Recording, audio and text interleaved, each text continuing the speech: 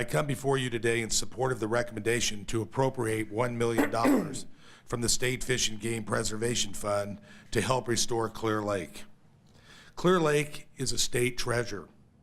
The 68 square miles of inland waterway is a biodiversity hotspot.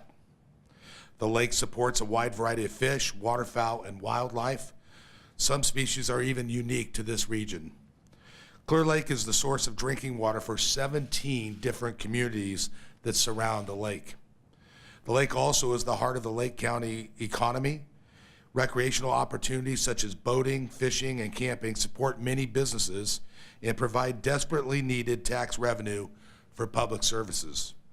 Unfortunately, this great resource faces some very serious problems that threaten the lake's economic and environmental attributes.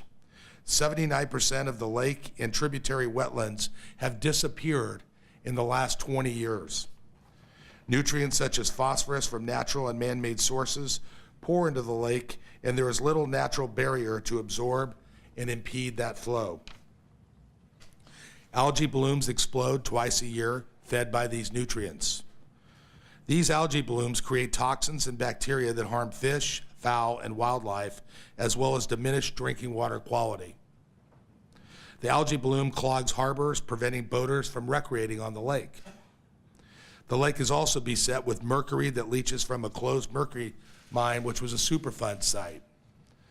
Water rates have skyrocketed as water service providers struggle to meet more stringent drinking water quality standards.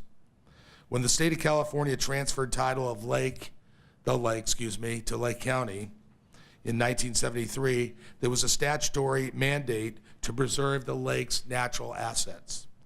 Depending on what measure you use, Lake County, is the poorest or second poorest county in the state, and it has very limited resources to cure Clear Lake's problems.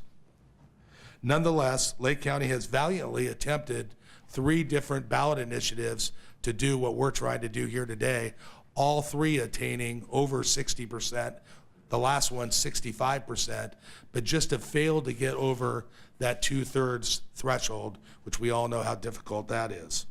While Prop 1 grants present opportunities to help the county restore wetlands, these grants typically require upfront investments and match.